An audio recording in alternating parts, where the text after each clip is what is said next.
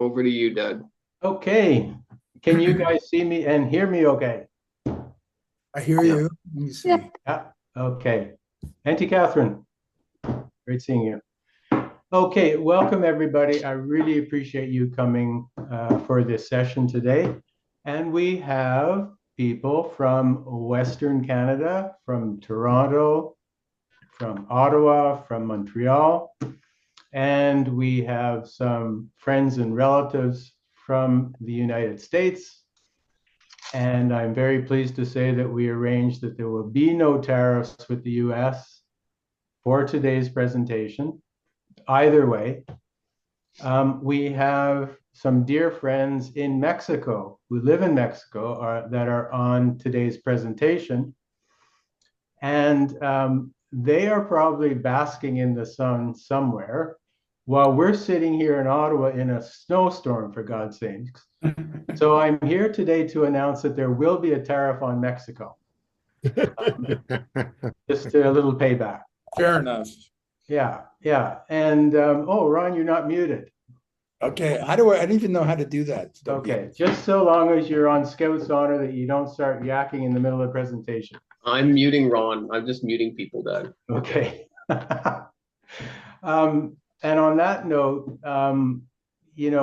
at the end, we'll have time, hopefully we'll have time for discussion questions, but through the presentation, just like to, give the presentation, get through it, and then we can have some discussion. I'd also like to mention that we have our cousin on the session today from Bucharest, Romania. And I'm really, really pleased that Christine is here with us. And you'll hear more about that a little later on.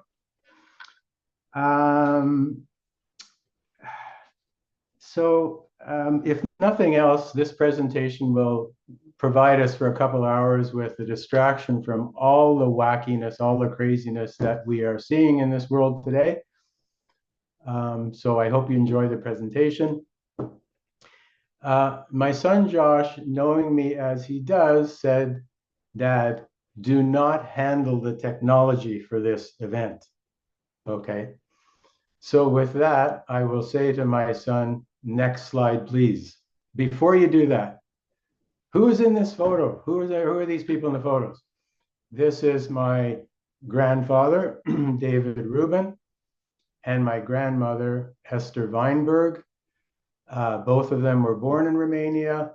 And there are people on the call today who are relatives of one or the other. And there are some Palmers on the call today who are on my father's side. But today's presentation is really about Reuben, Weinberg, Romania, some background history. Okay, Josh, next slide.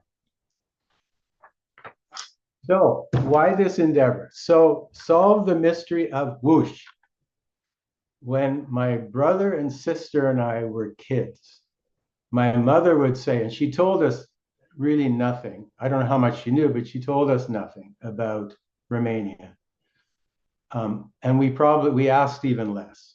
But there was one thing she did tell us. And she said, "Kids, do you know that we're from Whoosh, Romania?" And we would laugh. We say, "Mom, come on. There's no place called Whoosh." "Yes, you're from Whoosh, Romania." We laugh. And later on, as I got towards retirement, I was thinking, this is a project I want to do once I retire. I want to look into this.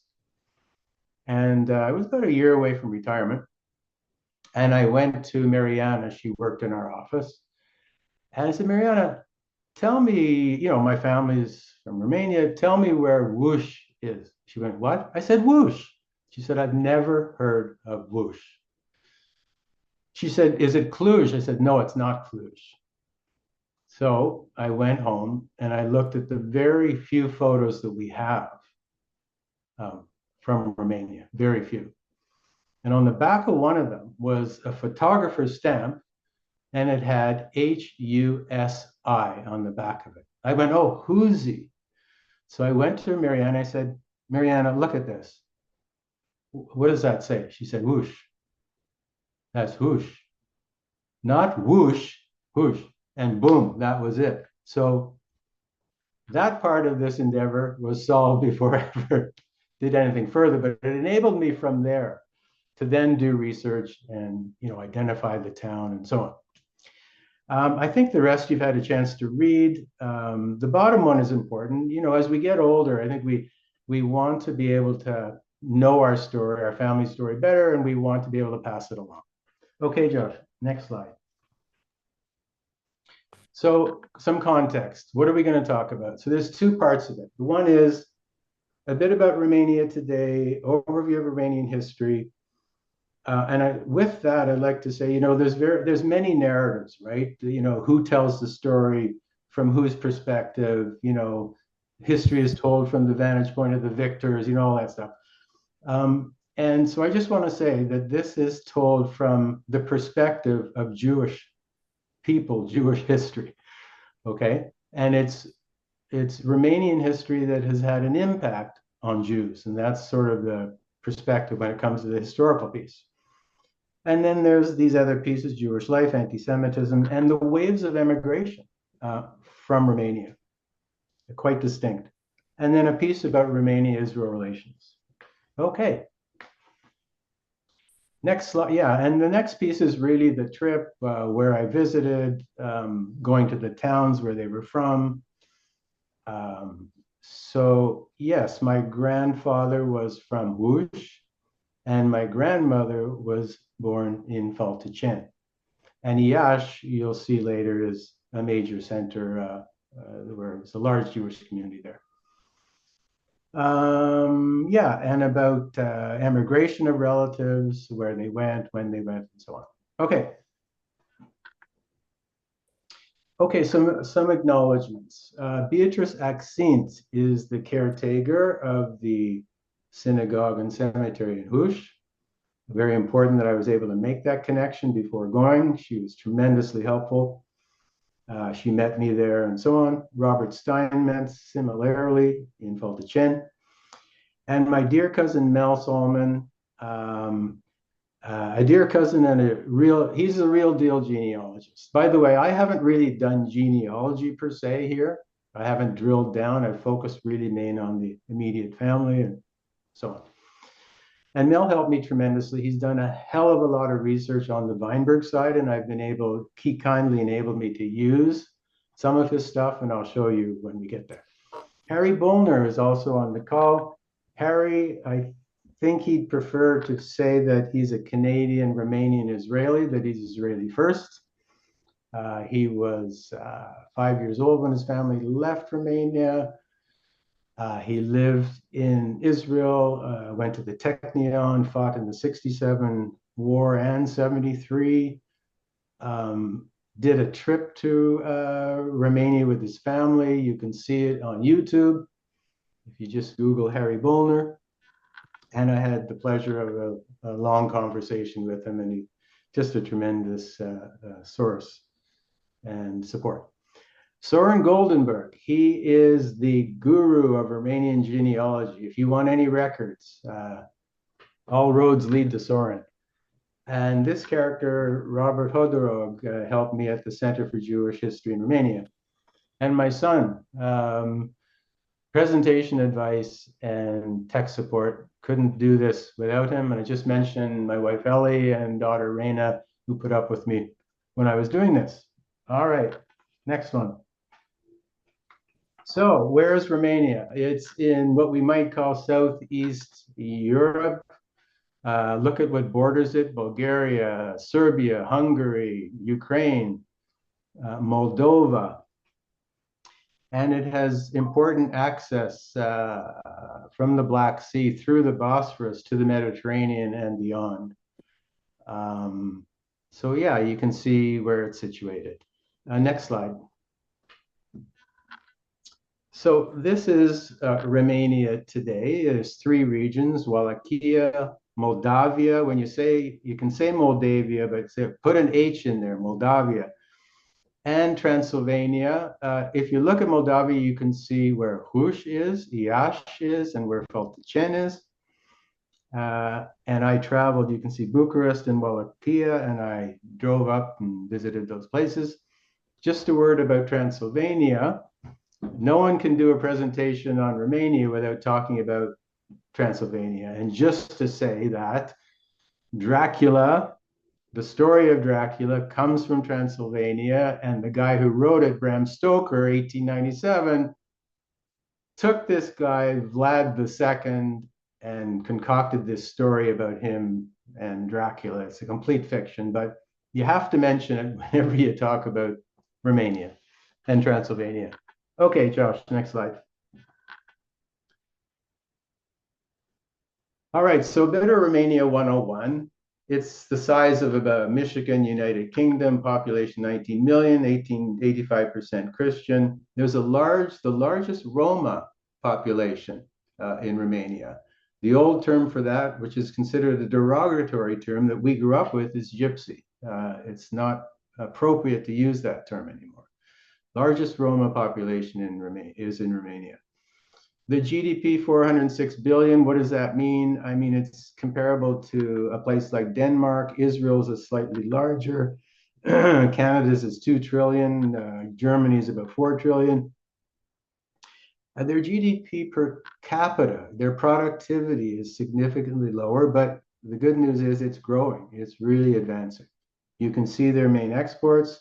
Been a democracy since 91, and we'll talk about that. Very interesting backstory before we get to their becoming a democracy. And yes, very importantly, in that neighborhood, they're part of NATO. And they are not a full member of EU yet, but they're getting there. They still use the lie. They're getting there, but not quite there yet in terms of full EU membership.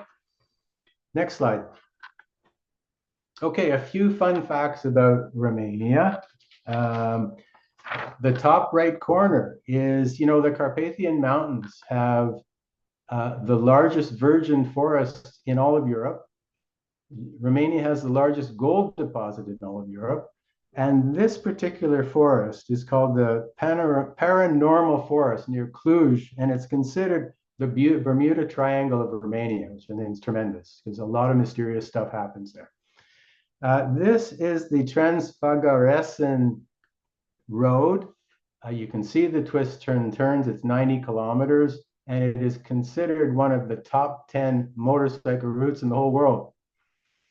If you look at these guys and they appear to be playing baseball, they're playing oina. And move over cricket and get out of the way baseball, because these guys were playing this since the 14th century. The liquor in the bottom corner, Romanians can drink just about anybody under the table at 14 liters a year, and the Brits are at 11. These three dishes here that you see are mama liga, which is a Jewish dish also. It's delicious. I really enjoyed it in Romania. It's a cornmeal kind of mash. This is sarmale, which is the national dish of Romania. It's cabbage rolls, and this is papanash, just a delicious dessert. Had it a number of times. And this critter over here, I put him in because there are more bears in Romania than in the entire Europe combined. There are 6,000 of them. And I traded bear stories with my driver when I drove to Chisinau. And anyway, I just threw that in. You can see some of the famous Romanians. My goodness, there's so many artists and scientists and all kinds of famous people in Romania that we wouldn't know. But for example, I stumbled across the guy that invented 3D glasses as Romanian. And here's some of the stars we would know. Bianca Andreescu, Canadian-Romanian, won the US Open 2019. Nadia Comaneci won 1976 Olympics with a perfect 10 in gymnastics, 1 gold.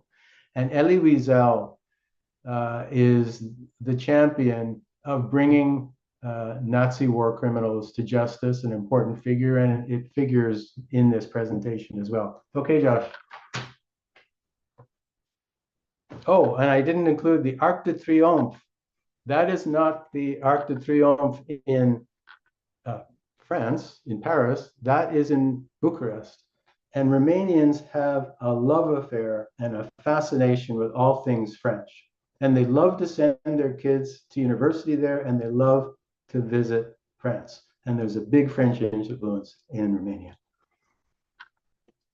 All right. So now we're talking about Jewish migration to Romania. And I'm sure your eyes are glazing over with all of these arrows. And I was running out of colors. But the point is really overall that Jews came from many places over the course of about 400 odd years. And I think many of us are familiar with the expulsion, the Spanish Inquisition and expulsion. But beyond that, and I'll talk about the second century in a minute, Jews came from Russia, from Poland, from Ukraine, Germany. And why did they come? Primarily because of war, because of persecution. And as Gilbert Shine told me, he's the gabbai, the caretaker of the shul, you'll see in Bucharest. He said, look, Jews, they had a choice. The men would either be conscripted and knew damn well it all meant almost certain death, or they got the hell out of Dodge and they left and they fled. There's another reason. So that's the primary reason why Jews came to Romania. There's two other reasons. One is that Romania was on an important trade route between East and West. The Ottomans were overlords for a long time in Romania, and so were the Habsburgs. That's another story. And so there were these trade routes, and Jews came along and traded on those routes and settled in Romania. There's another reason which I'll get to in a bit. Okay, Josh. All right, so let's fast forward to Jewish Romania, late 1800s, early 1900s, and we're in the period of our great grandparents and our grandparents. This is more the time in which they lived. And I don't want to snow you with all kinds of facts and figures, but if you look at the two blue lines, one is Romania in 1904, the other is Moldavia in 1904. Look at the percent of Jews in these trades and crafts, okay? They're only 4.5% of the population, but look at the percentages when it comes to these small industries. And the other part of this, which is not on the slide, is that 84% of Romanians were farmers. They lived in rural environments, and the Jews were opposite in that respect. They lived primarily in small towns, and they were tradespeople. And as you can see, prior to World War I, there was very little heavy industry, okay? There was some, and Jews were involved, but by and large, Jews were small operators. They were middle-class people, okay, in these towns. Okay, Josh. So some bit about Jewish cultural life. Despite that they came from all over the place. And I should mention that Harry Bollner had a great slide where he showed all the different ethnic groups in Romania. It's unbelievable. You know, Turks, Bulgarians, Hungarians, Tatars, you name it. But most of Romania's Jews were from Poland and Russia. And the traditions, the religion and cultural traditions were very much like we know through our grandparents, pretty much East European Jews. And there was a great Hasidic tradition in Moldavia. And again, Harry Bollner talked about how a Hasidic sect called the Faltichen were actually from Falticheni, or Faltichen, and he actually stumbled upon them in New York City, which is kind of interesting. They spoke Yiddish primarily. My grandparents spoke Yiddish. My mother spoke Yiddish. And synagogues formed the center of the community, and they were based on the different trades. So tailors, shoemakers, furriers. If you were a furrier, you belonged to the furrier synagogue. And how did they sustain the community? They had taxation, kosher meat tax. They had a ritual bath and bathhouse tax. They had synagogue. They had the Chevra Kadisha, which is the society that is responsible for burial. And there was a tax for those things. And they took that money and they plowed it back into the community to provide better quality of life. Okay. I mentioned earlier there was another reason why Jews came to Romania. And the answer is there was economic decline in Romania in the late or 18th and 19th centuries, up to about 1850. And at that time, there were princes and there were boyars who really ran the show, who owned the land with their Ottoman overlords that they paid taxes to. And they said, look, we need to increase taxation. How are we going to do that? We need more tax revenues. And it's really akin, I think, to Canada's or US's, the notion of economic immigrants. Like Canada has three streams of immigrants. You're either a family member, a sponsor, or you're a refugee, or you're an economic immigrant. And so they brought immigrants into Romania, 30% of whom were Jews. And why? Because they had trades, they had skills, they could build stuff and sell stuff. Now, this fomented, I should mention too that during this period, this is real community development, right, guys, in our lingo today, 60 new communities, entirely new communities were established through this program. It was a tremendously successful program, but it created and fomented tremendous resentment on the part of the rest of the community. And it led to restrictive and exclusionary laws and discrimination.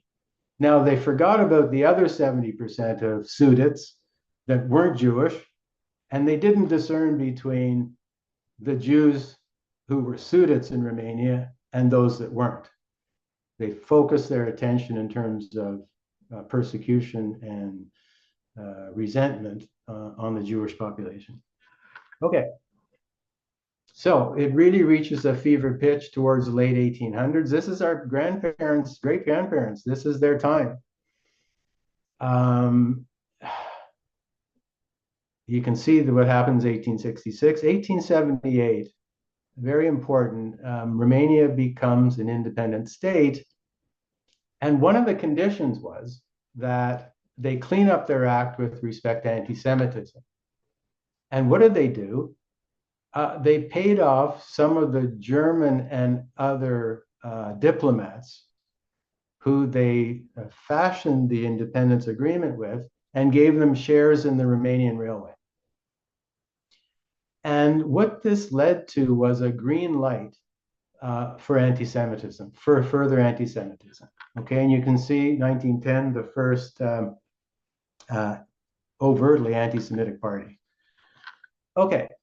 So, what are we talking about here? Fuskires. This is a painting from this time, early 1900s, and it is a painting of Jews in flight.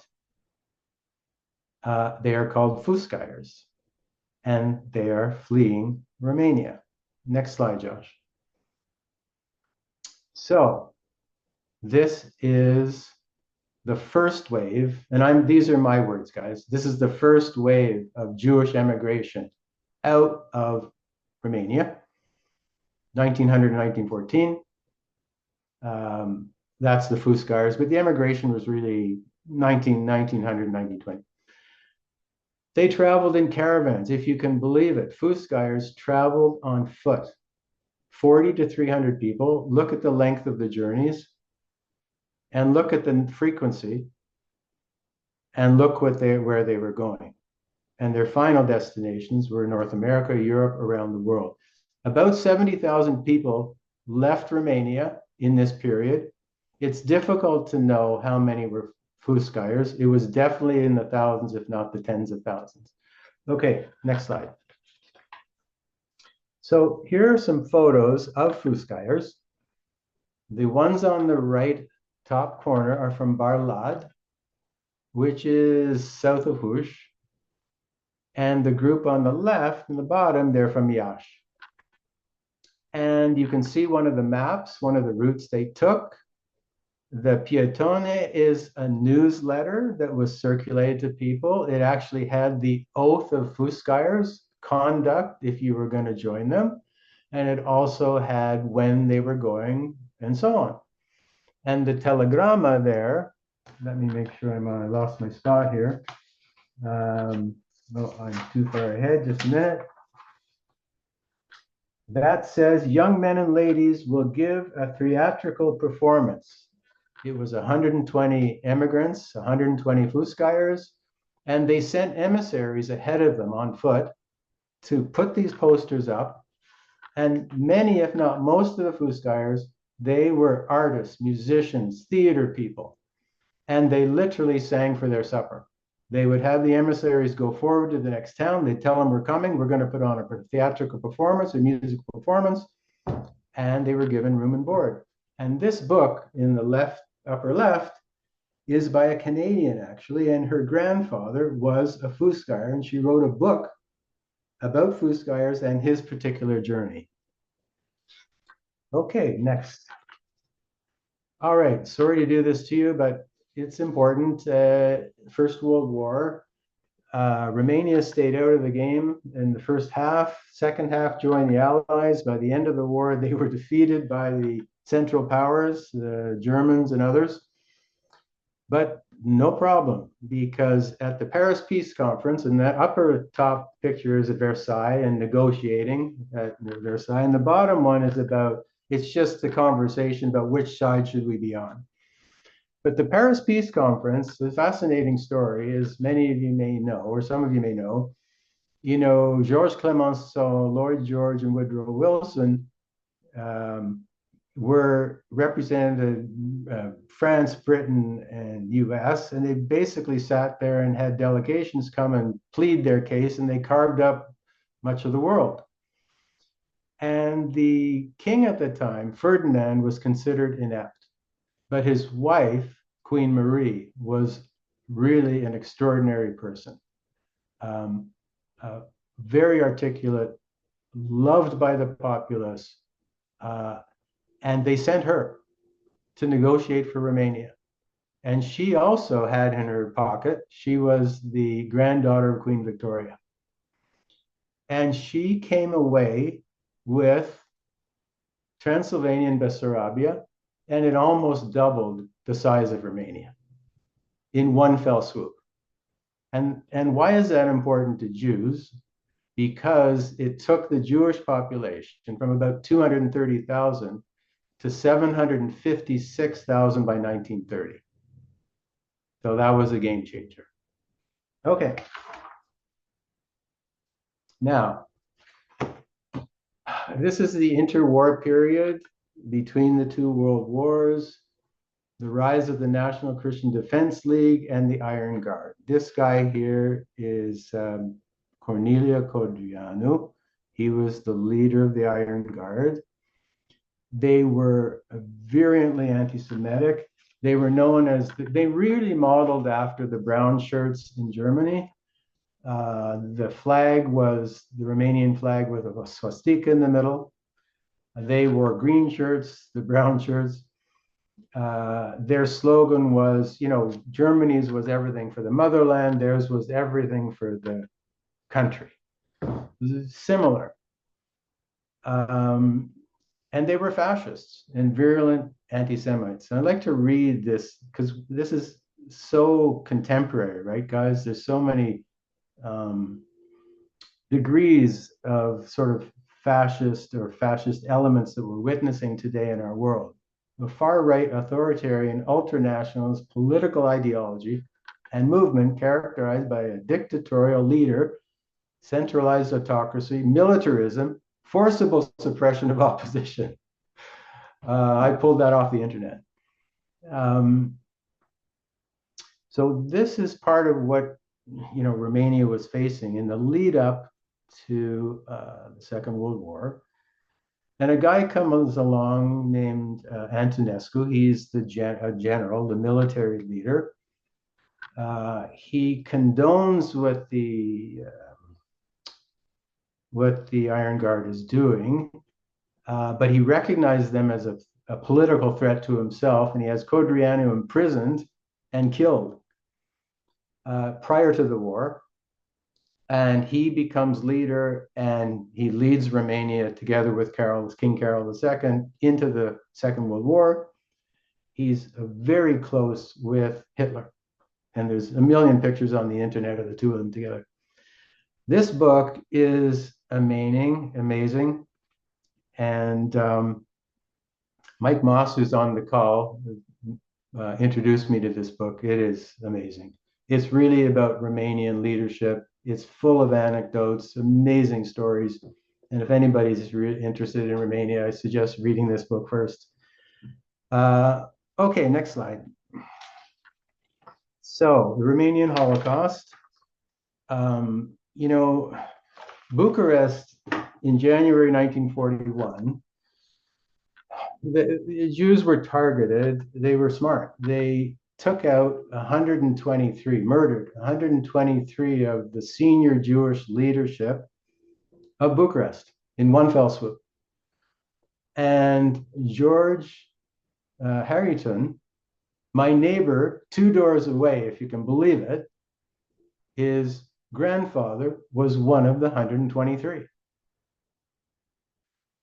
The other pogrom that is infamous is the Iași pogrom, where 13,000 Jews were killed in a very short period of time.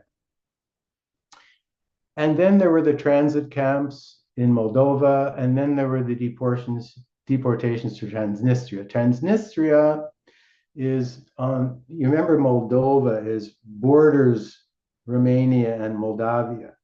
Transnistria is just on the other side of Moldova. And they transported 70,000 Jews, 75,000 died there, many more were there. Some managed to get back, which is another story. The joint Jewish distribution worked hard, and the US worked hard to get them back, and some were successful. 150,000 Jews from Transylvania were deported mainly to Auschwitz, and you can see 130 perished. 60,000 killed in Bessarabia and Bukovina. Bukovina is in the north of Romania, and it was split in half, the south half to Bukovina, to Romania, the north half to Ukraine.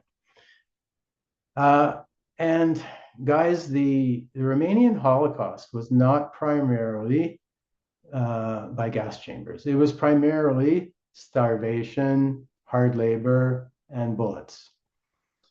And as I mentioned earlier, I think I said 759,000 Jews in 1930, 375,000 survived. Okay.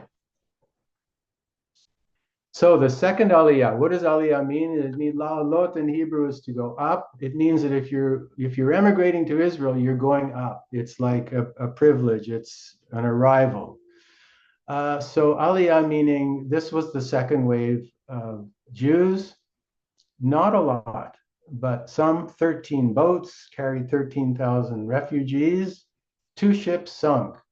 One was torpedoed by a Soviet warship. 5 people survived. The Struma, 1 guy survived. And there's a video online, if you want to go and watch it, it's fascinating.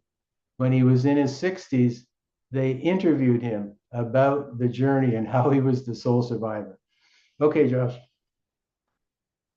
So here are some of the boats arriving to Israel, Haifa, Atlit, and what the passengers would sabotage their boats when they got there because they knew the British would want to turn them back. And they did things like, do everything they could to sabotage the engines, God knows what else. And they'd pour all their water out so they'd have nothing to drink, so they couldn't send them back. Next slide. All right, so the other incredible chapter of Romanian history. At the end of the Second World War, they got together at Potsdam, and it was Stalin and Churchill and Roosevelt, and they again looked at how do we divvy up a good part of the world, and Romania went into Soviet hands. And Nicolae Ceausescu became president in 1965. So I'll tell you one fascinating story. And the Children of the Night book tell a ton of stories about this, but I'll just tell one.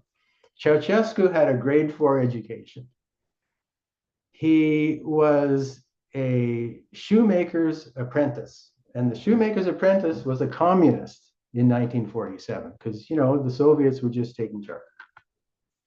And he sent Nikolai out on his bicycle to deliver pamphlets, communist propaganda pamphlets. And he got arrested.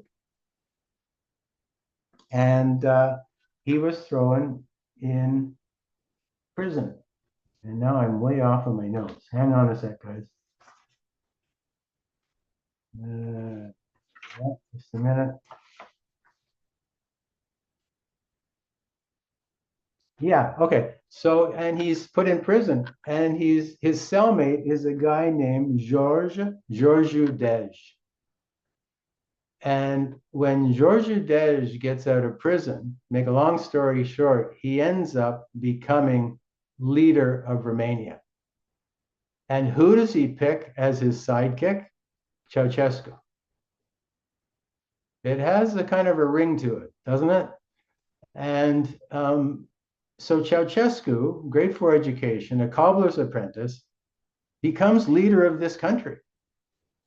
And look at the havoc he wreaks on the country. And I could give you stories, but I think it says enough right there about the 1965 bullets. Okay. And this palace here you're seeing, he had built, and it was $3 billion. There's 8 stories high and 8 stories deep. It never got finished in his lifetime. It is the Palace of Parliament today. But tremendous damage on the country. And an example, that photo in the bottom left, I took a little communist era tour. And this was a place where the bread lines, people would line up in Bucharest. And the lineup, according to my guide, was kilometers long. Just the one example of the hell that was unleashed on this country. And amazing. So there was a people's revolt, and they arrested Ceausescu and his wife Elena, and they were shot. And democracy came to Romania in 1991. I should also mention one thing about Ceausescu, a positive thing. He did build a lot of infrastructure in the country, including housing, social housing. And he called a lot of this stuff social realism. But he had this, anyway, I should tell you, to build, just an idea, that to build that, he evacuated 40,000 people and gave them 24 hours notice and bulldozed everything before building this.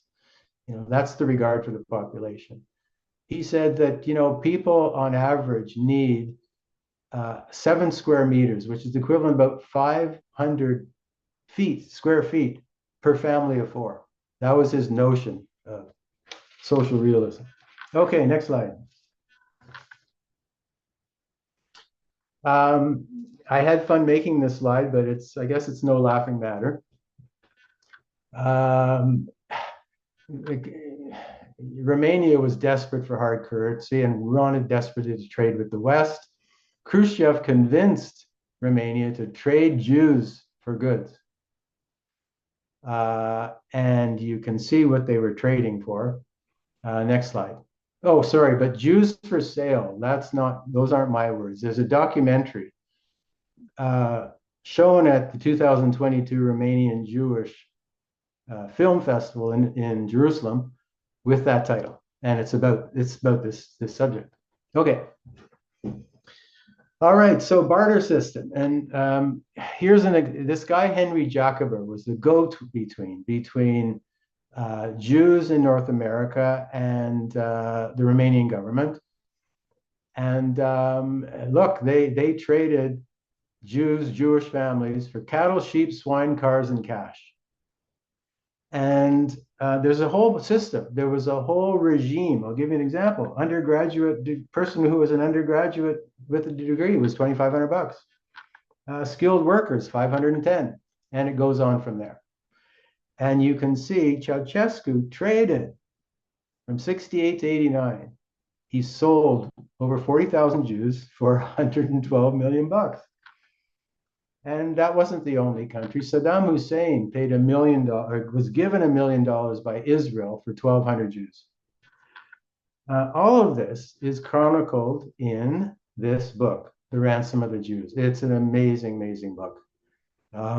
And the Romanians, like the Germans, kept meticulous records of this stuff. All right, next slide. So this is just, I guess, sort of a summary, guys, of what we went through.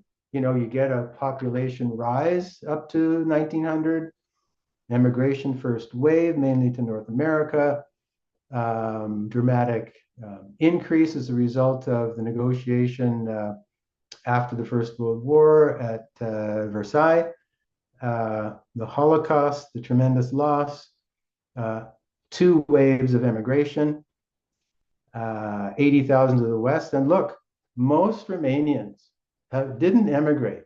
I think this is pretty unique. Most Romanians didn't emigrate to North America. They emigrated to Israel. And today, there's about 2,700 Jews. Depends who you ask, but I think it's irrelevant, really, because it's a very small number. Okay, next slide. Now, if there's a ray of hope, this is it. I love this. I think this is tremendous. There are 400,000 Romanian Israelis today. There were 380,000 immigrants. They have tremendous political, commercial, economic, defense, and cultural relations ties today, guys. Now I did it again. Hang on. There's something I wanted to tell you.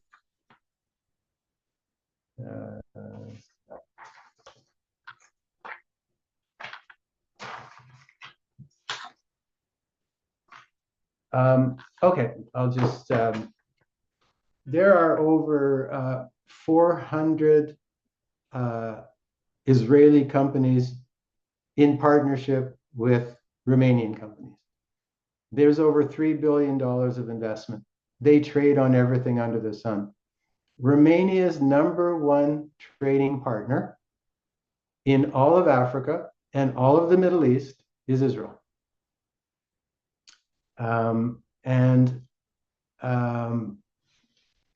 There's really progress regarding Romanian Holocaust recognition and reconciliation. Just in 2023, they've included Holocaust curriculum in the schools in Romania. There is a Holocaust museum, but a new one apparently is being built. The president of Romania came out and talked about the importance of that democracies need to atone for their injustices. And this guy, the author of Ransom of the Jews, is Romanian ambassador to Israel. And I really think this is tremendous. Okay, so next slide. So the tour, I'm just going to charge ahead. I rented the car in Bucharest. I drove up to Hush, Faltăceni, Iași, and Chisinau, which is in Moldova. And I'm just going to show you a few quick slides of Bucharest because it's really not the main event, if you like, and I'm getting behind. So lots of different types of architecture in Romania. Fascinating stuff. The one on the top right is the house of our cousin, Mihaela. You'll see in a while. She lived in the right-hand part of this. Had a wonderful day with her, which I'll tell you about. The Guild House. This is in the Jewish neighborhood of Bucharest. And you can see on the pillars, there are little artisans carved into the sides of beside the windows. There's the Arcul de Triomphe. And this is an example on the left of social realism. The social realism housing, really tenement housing. Okay, next slide. This is my social realism housing. This is my Airbnb. Um, it was actually phenomenal location. It was right smack dab in the middle of Bucharest. I could walk everywhere. This is me in the elevator. Every time I got in that thing, I wondered if I was going to be able to get out. But anyway, it was great. Next slide. Okay, this is just fabulous. The National Theatre Bucharest. Look at this thing. Wonderful sculpture. I didn't get a chance to go and see anything in the theater, but what better reason than to go back to Romania and Bucharest. Next slide. Okay, the what could be called the main synagogue in Bucharest, certainly today. And you can just read the bullets, the Bucharest Jewish community. Yeah, let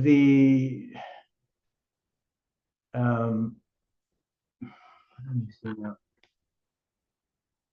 Oh, I should have mentioned that the National Theater was bombed by the Luftwaffe. I didn't mention that Romania switched sides in 1943. This is an important point. I lost my notes, and I should have mentioned this. The Holocaust would have been much worse, except Antonescu in 1943 realized that the Axis powers, Germany, Romania, they were going to lose the war, and he was going to lose his head. So in 44, he switched sides, and he stopped the murder of Jews, and it would have been complete annihilation probably had he not realized. And he saved his own skin, except he was put on trial and executed in 1965. But what I wanted to tell you about the National Theater was the Luftwaffe bombed it in 1944, and it was rebuilt in 1973. Sorry about that. Little detail, but I wanted to mention it. Okay, so this is the Choral Temple. Beautiful, beautiful building. I love this is kind of a wonky photo, but there's a fencing around it, and so you can't get a good picture from afar. So it's kind of, like I say, a bit wonky, but I really like it. Okay, next slide. Here's the interior. This is the guy sitting there is Gilbert Shine. He's the gabbai, or the caretaker of the synagogue. In my experience, most gabbais really, they're caretakers. They're maintenance people. This guy was a scholar. These three people are American Israelis, and there were two Romanian Israelis, and we just sat there kind of spellbound listening to this guy. Amazing. Okay, next slide. Just some of the beautiful pieces, the windows in the synagogue. Next slide. This is the State Jewish Theater. Just a beautiful place. Still put on Jewish Yiddish theater to this day. Very kind. This is my guide. I had my guide with me, and this gal was leading us around the theater. They offered that I could come to rehearsal next day, but I had to make tracks to go to Hush. And the whole time I was there, my brother was a theater director and playwright. He was recognized that his works are of value in terms of Canadian theater heritage, and they are in Library and Archives Canada today, and you can access them online. And the whole time I was there, I thought, man, he would have loved to see this. Okay, next slide. Some of you know how much I love falafel. And this was a poster in Abraham's kosher falafel joint. And everybody in there was Romanian Israeli. Anyway, I love this poster, so I threw it in. Next slide. Romanian Museum of Jewish History. It was a synagogue. This is typical. Unfortunately, a lot of beautiful buildings are now museums or serve other purposes. Next slide. Apparently one of the oldest preserved tombstones in Jewish in Romania, 1768. You can see they've preserved it. What is this contraption in the middle? That is a gragger from the holiday of Purim, short story. It's an ancient story, a Jewish story from Persia. There's a king, Ahasuerus. His wife is a Jew, Esther. Haman wants to kill the Jews. She stops him from doing that by convincing her husband, king. and they turned back the attempt to annihilate the Jews. And when you read the story in the synagogue, every time they say Haman's name, you turn the Gregor. When we were kids, you turn the Gregor, and it would drown out Haman's name. So this Gregor here is, believe it or not, look, from the 18th century. That's the 1700s, for God's sakes. And notice the little handle on the right. You turn the crank and it makes a Gregor sound. And you can only imagine the kids lining up to take their turn at the Gregor when Haman's name is called. And I thought that was just the coolest thing. Now, my friend David Boder, who's on the phone, he's from United States. You know, I mean, what are you going to do? He calls it a grogger. Well, all of us here know that it's a Gregor. And so, you know, but we'll let it go. And it's very fortunate that David is on mute right now. Okay, next slide. Yeah, this is just some of the artwork in the museum. I just thought this was tremendous. To me, it has sort of a Kabbalistic feel to it, just very mystical and beautiful. And some of her paintings, believe it, and she's known as one of Romania's most renowned artists. And some of her works are actually online for sale. So if anybody wants to get me a birthday present, please do. Next slide. I'm losing myself. Oh yeah, okay. All right.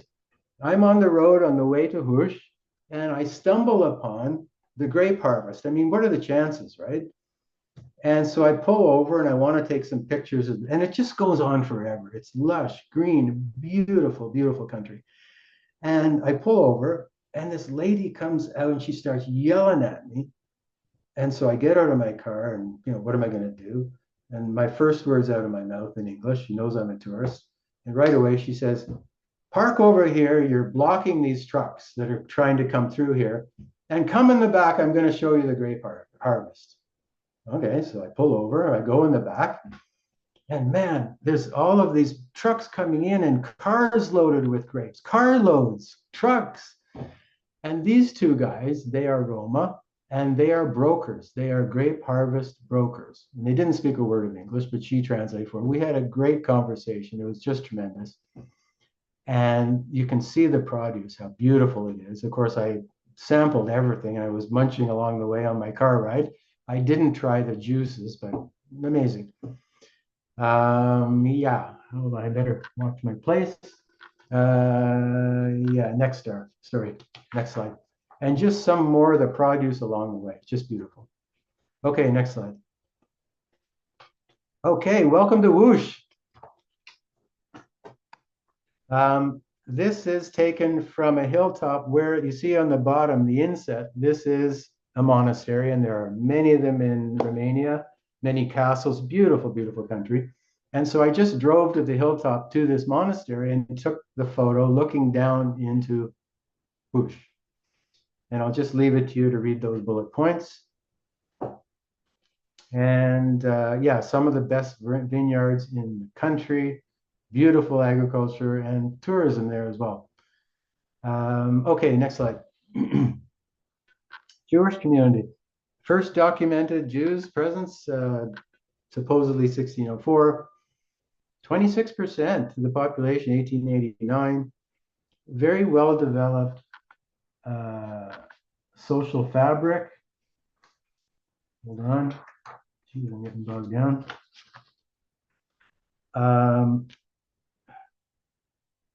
Yeah, and just a reminder, you look at 1889, this is our grandparents' time. This is our grandparents' time. And very well developed community. They had a synagogue for each craft guild. They had Jewish schools. They had a nursing home. They had a hospital. They had a cultural society and a library open to the general public. They had welfare for low income. Can you imagine?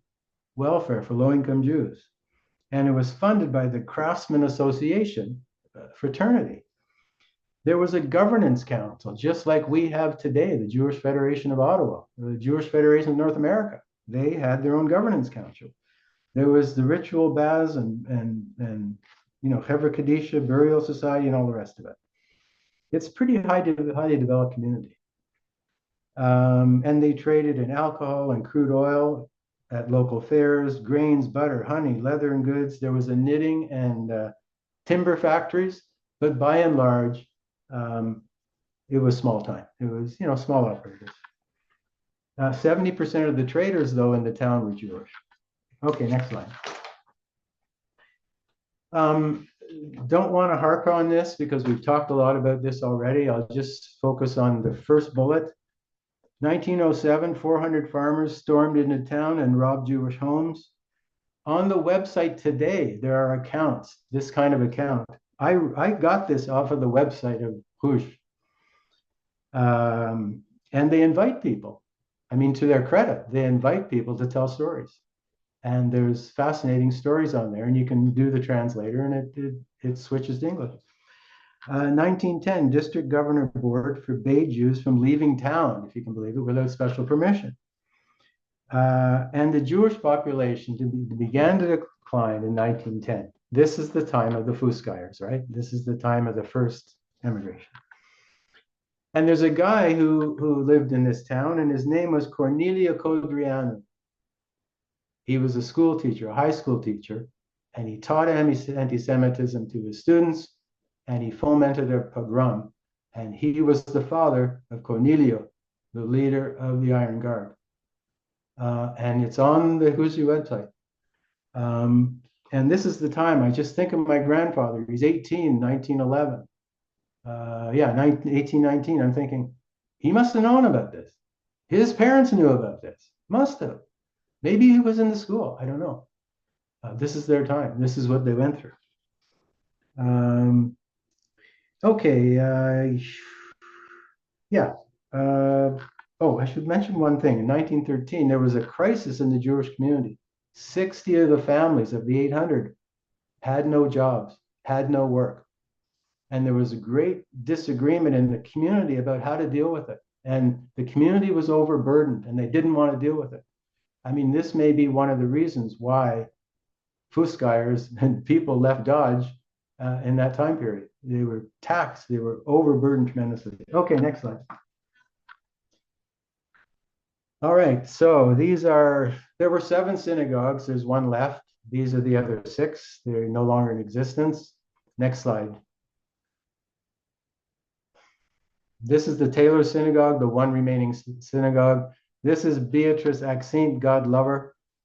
Her father did this before her. She's the caretaker of the synagogue and the cemetery. There's probably 10 Jews left in Hush. Her father's family, her father's family was from Bukovina. Many of them perished in the Holocaust. Her father moved here. Just a wonderful person. Her kids are doing very well. One studying law in Bucharest. 2 of her brothers live in Israel. She's very proud of that. Anyway, next slide. So here's the inside of the synagogue. Interesting, it looks like they're desks. They must have had study sessions in there. This picture I pulled off of the Jewish channel. I didn't take that. This is probably the one picture, a few pictures I didn't take.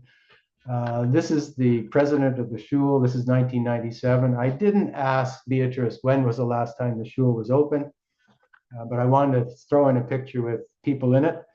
Next slide. The inside of the synagogue. This is just a plaque.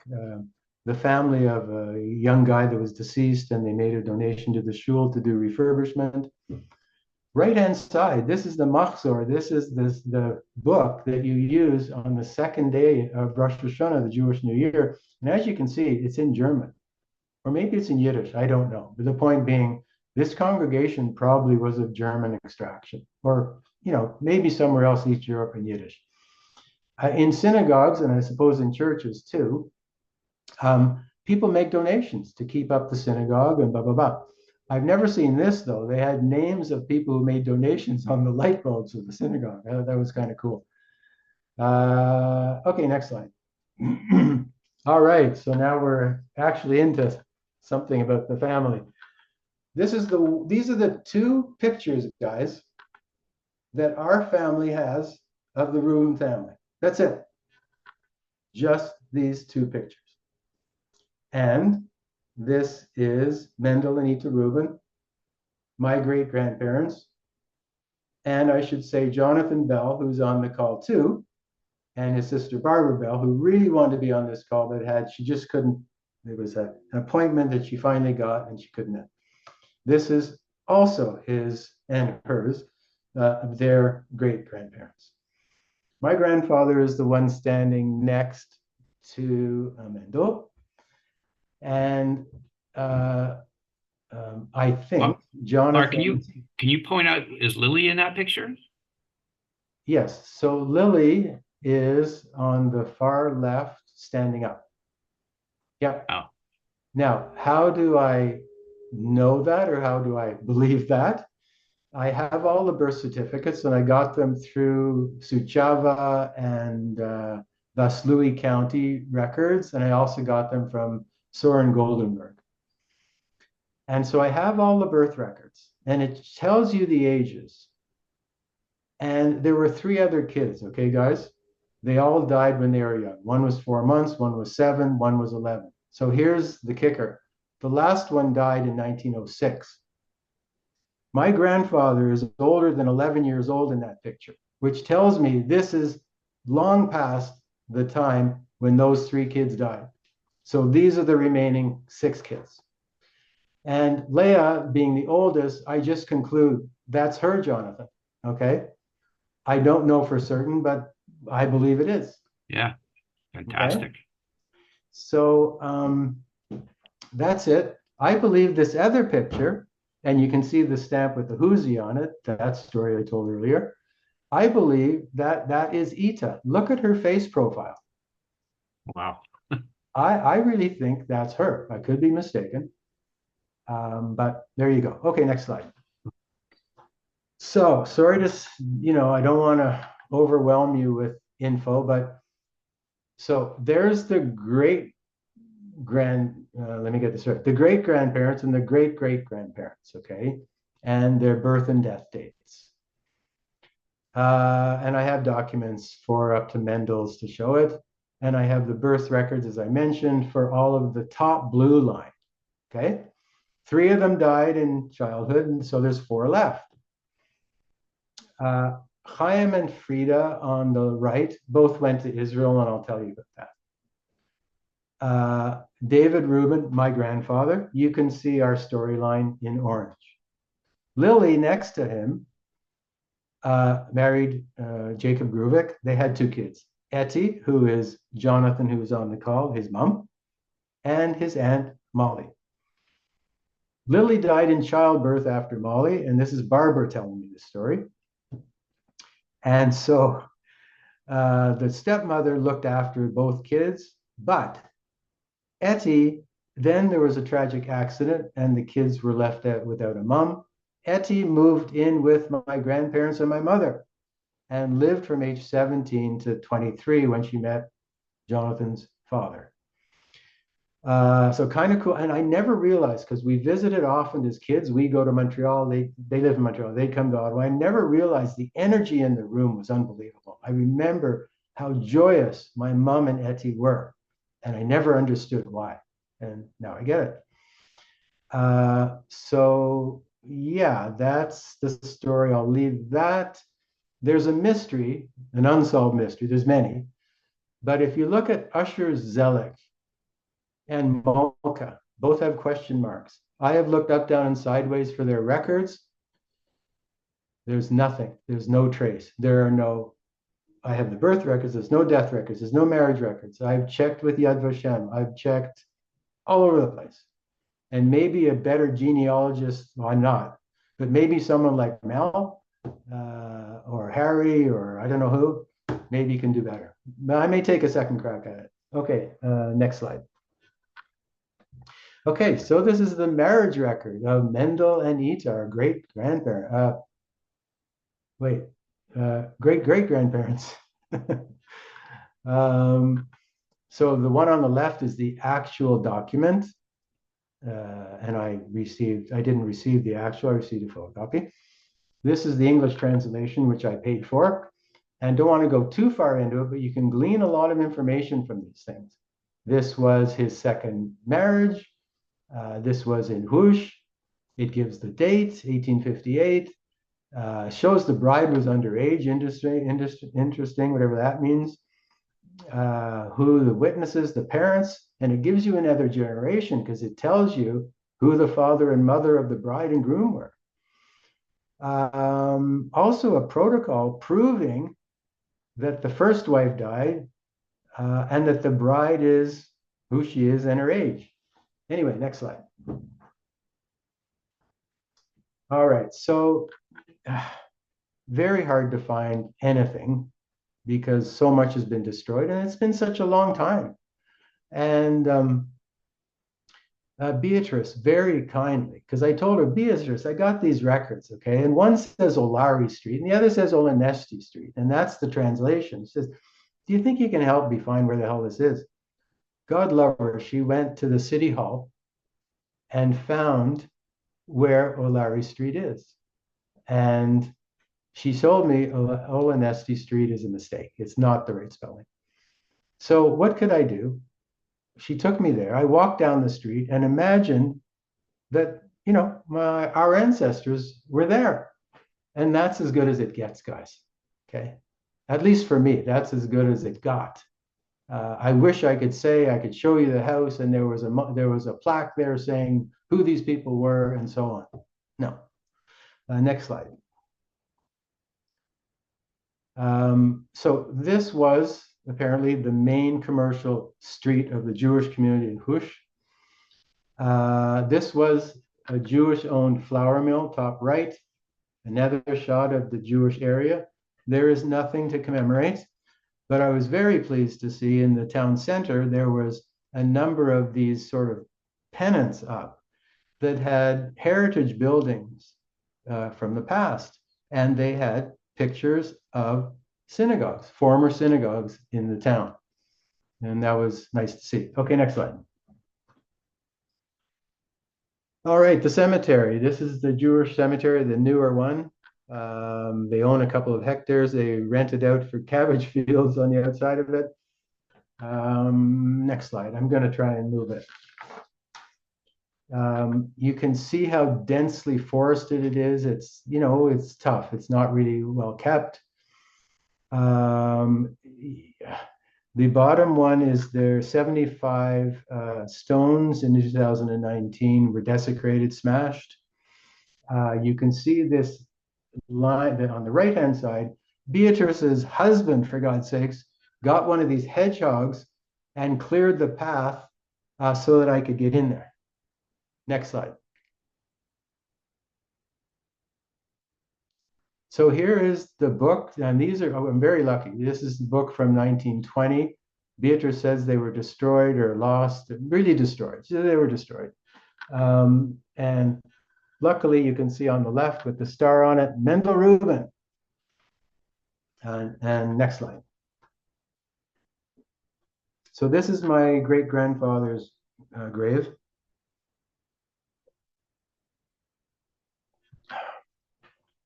And I'm happy to say I did the translation myself. And there's a really cool thing, guys. I recognized immediately that this was him. And how would I know that? Because on a Jewish gravestone, it always says, the top one says Menachem Mendel, great, that's who he was, but it could have been, there's lots of Menachem Mendels. The next line said that who he is the son of. You always have that on a gravestone. Sometimes it'll say daughter of two. And it says Chaim Eliyahu. And his father was Chaim Eli. Eli is short for Chaim Eliyahu. As soon as I saw the stone, I knew this was it. This was it. And if you look at I'll tell you one more thing. It's kind of cool. You can figure out the date. Jewish letters also stand for Jewish numbers. And those who know some Hebrew, on the second last Hebrew line, there's Taf Resh Pei Dalet, okay? And each of those stand for a number. It's 200, 840, and 6, which is 846. Well, he didn't die in 846, right? And what happens is they leave off the 5,000 unit on a stone. And this guy named Hillel in the 4th century, not Hillel from the 1st century, but Hillel in the 4th century said, I've looked at the Tanakh, the Bible, and so on, and I've determined that the world started 3,760 years before Christ. Okay? And so it means that 0, when Christ was born, is 3,760. So if you go to the year 5,000, the difference between 5,000 and 3,760 is 1240. So you have to add 1240 to the 864. And what do you get? 1924. And it was fun. It was unique. And it was a very cool feeling to do it and see that it was right.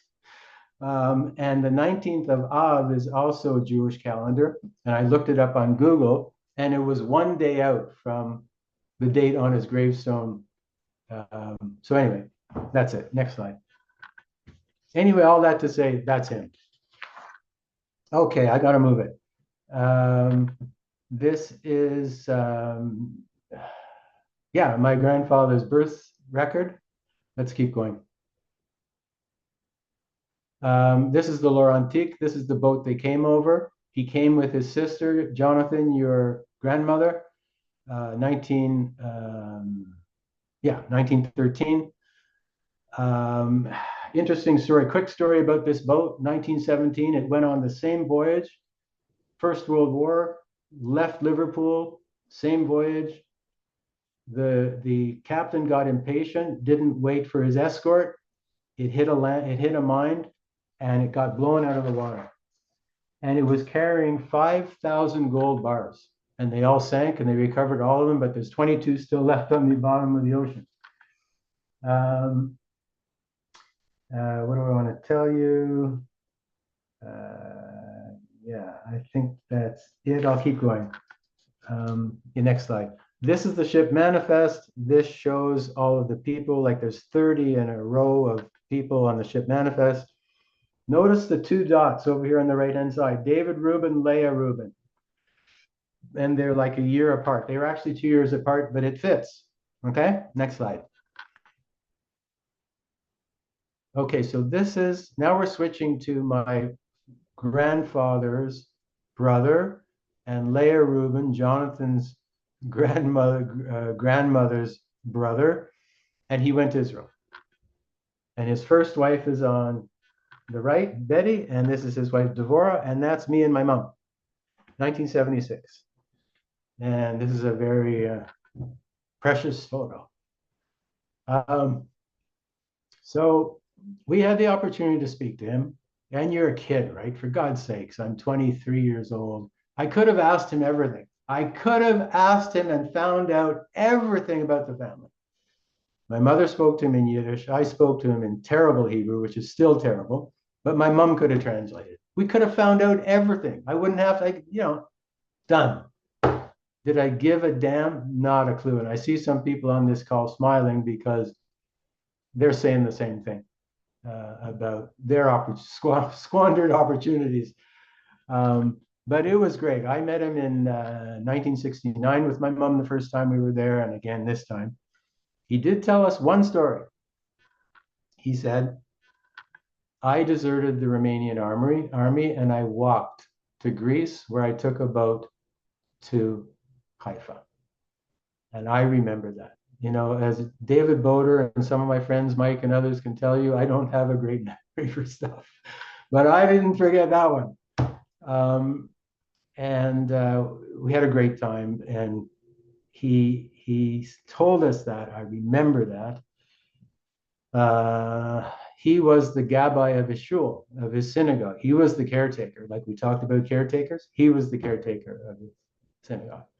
Okay, next slide. I noticed on Jewish Gen, they talked about forced labor in Romania, and I sort of looked it up. And I wrote to this guy. He's a Professor Diamant. He's an expert in Jewish Romanian history, and he works out of the University of Cluj in Romania. And I wrote to him, and he kindly wrote back, and he sent me this. And look, this is my grandfather's brother, Chaim Reuben. Look at this, Chaim Eli, and his middle name was Eli. So this is him. Okay, there's Chaim Rubens around. Chaim Eli Reuben really narrows down the chances that it's not him. The problem is that when you look at this, and it gives the street, okay, but look at the dates to and from. They don't make any sense. They're not numbers. And I wrote back to him, and he couldn't answer it. And I went and I watched a YouTube video by a professor who works out of the Holocaust Museum in Washington and another Israeli who's an expert in this stuff.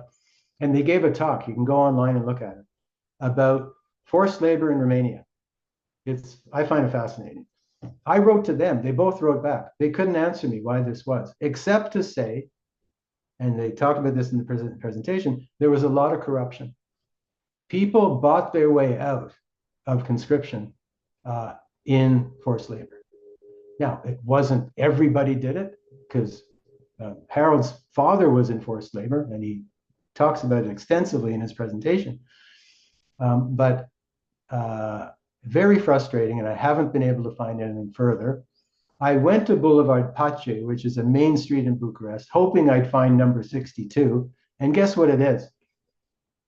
I saw all these women walking out of this huge building, and I asked what it was. It's a social work school. I walked in there just to satisfy myself, knocked on the principal's door, and asked him, what the hell, how long has this been in existence?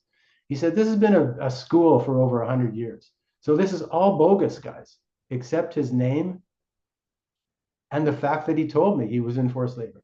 So what are you going to do? Next slide. This is my grandfather's brother, Chaim. This is the synagogue. And I visited it a number of times. Next slide.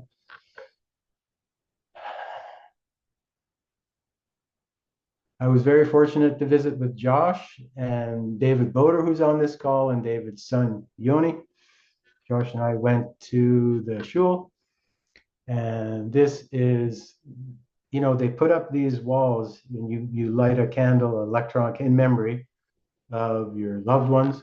The top one on the left is Betty Rubin, his wife, Frida Rubin, his Chaim and my grandfather's sister, Ita Rocho, my mother. That's another thing. I didn't realize my mother was named after my grandfather's mother. I never realized that, Ita Rocho. David Rubin, my grandfather, and then the bottom one is Esther Rubin, my grandmother. Okay, next slide. This is on the way from Hush to Faltichen. Beautiful country, unbelievable, and so fertile, lush. You can see these are sunflowers. Every kind of crop in the book. Beautiful. Next slide. Okay, this is downtown Faltichen. I'm not going to read all this stuff. 24,000 people there today. This is like a main kind of square. It was a really happening place. People were happy. They seemed that it was a good standard of living. They were out in the street in droves. I went out at night. There's people in the cafes and restaurants, and it was really lovely, really nice to see. I haven't mentioned, you know, there's many artists and notable people, and Faltichen is noted for a lot of very famous people, a lot of artists, a lot of notable authors, and so on. One Jew is Solomon Schechter. David and Nicole and our friend Myron, their sons went to Solomon Schechter School. He was a scholar, and these schools were named after him. Just as an example. Okay, next slide. Okay, Jewish community. I don't think I'm going to repeat all this. We're getting late. It's a similar story to you know, the other towns of Jewish towns in Romania. I'll just say that, I'll give you an example. 1910, there were 299 merchants, 104 tailors, 83 shoemakers, 20 blacksmiths, 25 carpenters, and the list goes on. There was a festival, it was a trading mecca. Why? because it was on the border with Bukovina, and it was a go-through place where people came from all over Europe. It was one of the biggest fairs in all of Europe, and that's how Falticin thrived in large part until after World War I, when the southern half of Bukovina went to Romania, and so it wasn't a border town anymore. Okay, next slide. I think I'm going to leave this because we're getting late. Next slide. Okay, there were 11 synagogues in Falticin. This is the only one that remains. This is Robert Steinmetz with me. Terrific guy. Showed me around. This is the one synagogue remains, Synagogue Mare, the great synagogue. It's being refurbished. There was part of it collapsed, believe it or not, in 2021. There's a huge effort now. They got a big grant, 2.3 million euros to refurbish it. And show the next slide, please. This is what it looked like in 2019. Look at how beautiful this thing is. And this is an advertisement for a concert that was held at that time. I can see my cousin John and Ann would have loved to be there for this concert. And it was an interfaith concert, believe it or not. Yeah, and it was, they had the Ayash Symphony Orchestra there. It was really a grand performance. I saw some video that Robert Steinmetz has, and he couldn't get it to me. I really wanted to be able to show a clip. But nevertheless, look at how beautiful this place was, and it will be again. Okay, next slide.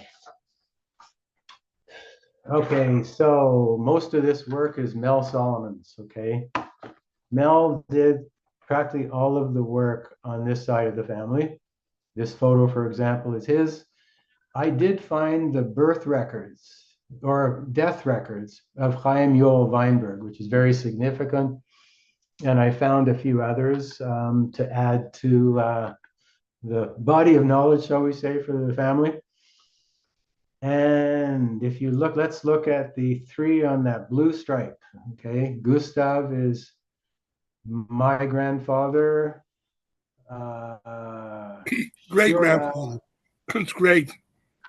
Great yes. grandfather. Sorry, great grandfather. Thank you. My great grandfather, Chaim's our great great grandfather. There are people on the call for whom Chaim Yoel is also their great grandfather and Hannah, by virtue of they're from the line of Fania or Abraham, or Shura or Paul. Okay, so for example, Mel is through the Shura line, if we can call it that. So let's, and I'm sorry, I'm not familiar enough with others on the call to know which line they are. Maybe Irving, you can, or somebody else, maybe Robert Stein. No, Gene Bruskin is through Gustav also. He's on the call. Thanks. Thank you. And yeah, Robert, I knew that. I knew that, but you know, his and mother Robert his is mother the was brother. Gertrude, and they were twins. And interesting, Gustav is Jean's grandfather, not great grandfather, Right. because they were 10 years apart. My grandmother was 10 years older than Mildred, who was twins, his grandmother. Sorry for that. Okay. Yeah, I'm getting next slide. All right, this is a family photo, likely from Montreal. A number of us have it. I know that Mel and I think Jean has it, and other family members have it. We had it too in our family. So Gustav is right there, smack dab in the middle at the top. There's his mother below him, Annie, our great grandmother. And Gustav's wife is to his or our left, his right. And my grandmother is below her, Esther. Look at how cute she looks. My goodness. My mom's mom. And then Fania is top left, one of Gustav's sisters. Gustav's brothers, Abraham and Paul at the far right. I believe Paul is sitting and Abraham is standing, and his wife beside Gustav. I'm forgetting, is her name Tilly? I'm sorry, I'm not remember. And Fanya's husband and all of their children. What else did I want to say? I think that's it. Isn't it a great picture, even if you're not related? It's phenomenal, phenomenal, What a photo. wonderful picture. Phenomenal. Yeah, yeah. Next slide, please. Okay, so Gustav and Annie, let's look at their line. This is our family line, if you like, in orange. And we talked about Abraham and Fanny and Shura and Paul. And Mel has done an incredible job on all 6 of these in terms of those family lines in great detail. And it's in a PowerPoint, and I'm sure you'd share it with anybody who's interested, and I'm sure many of you have it. I'm not going to go into that. So I think I'm going to leave it.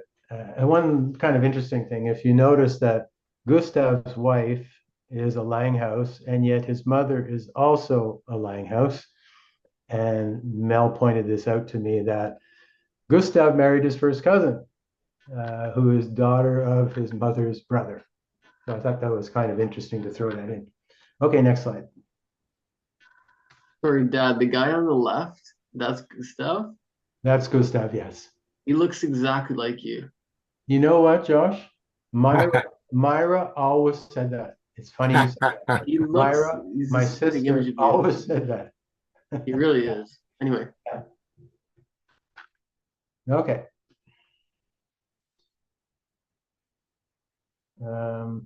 Are we at the right one, Josh, just to make sure? Yeah, okay. So here is my grandmother's birth record. 2 Strada Mare, okay, big street. And I asked Robert Steinmetz if he could help me out with this. What does he do? He says, come on, let's get in the car. So he drives over to this street that you can see right there. And he says, I look at the sign. He says, this is Strada Republiki, which means Street of the Republic. And, you know, it's very common after Ceausescu that it would be called the Street of the Republic. So he says, yeah, but this was Strada Mare. And that building on the left, the big, tall, beige building, that's number 2.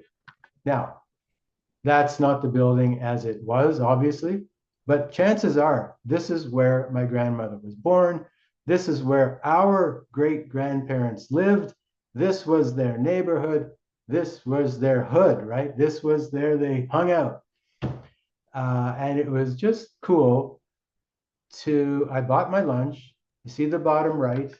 I sat on that bench and I just watched people go by. And I just imagined that this was their neighborhood. And the top right is on the same street. That's the City Hall, which is still City Hall today. It's a beautiful street. And it's a mall today. There are no cars allowed. Anyway, I didn't say that that's the actual birth record of my grandmother as well, beside the translation. But it was just a cool thing to do. And like I say, it's kind of as good as it gets, you know, at least from my experience, as what I was able to see. Okay.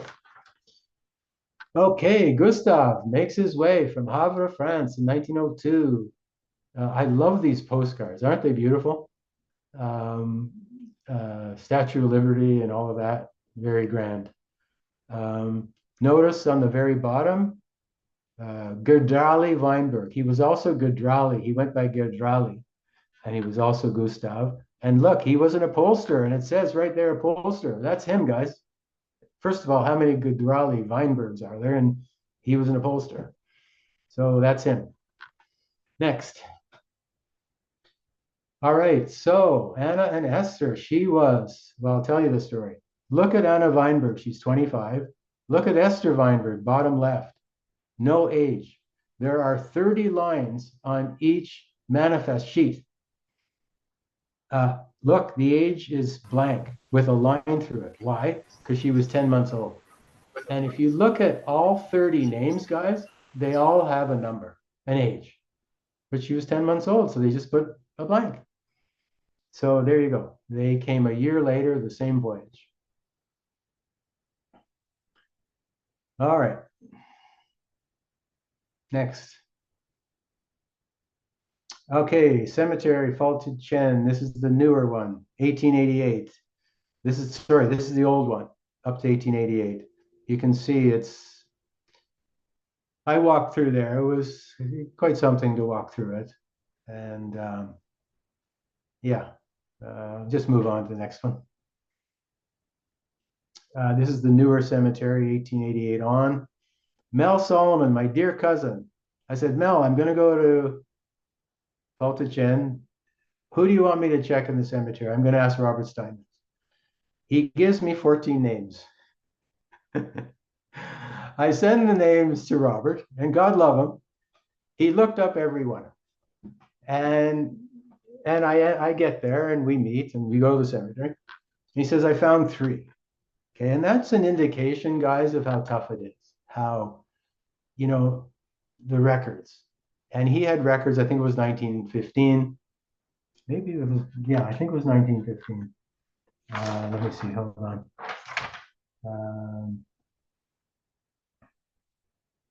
So that's my great grandfather, Wolf Yeah. Solmanovich. Like There Wolf you go. Blitzer, same idea. Yeah. So these verses through the Salman was Salmanovici, which in Romanian, correct me anybody out there, it's Salmanovic. You don't pronounce the I, like with Hush, like with Faltacen, like with the Ash. So he gave me, most of them were Salmanoviches, and he managed to find 3. And the one that was in our family on the was our great grandfather Chaim Yo. He couldn't find. So, but it was really great that he was able to find these. I included this because Hever Kadisha building, in my experience, is not on the cemetery grounds. This is where they prepare the body. I hadn't seen that before. Maybe others have seen it elsewhere, but I hadn't. Okay, next slide. All right, so this is Chaim Yo, Alter Weinberg, their great grandfather, okay, on the Weinberg side. And I found his death certificate, and look what it says in bold. The witness declared that the deceased wished to be buried in the Jewish cemetery at the Komunukopu.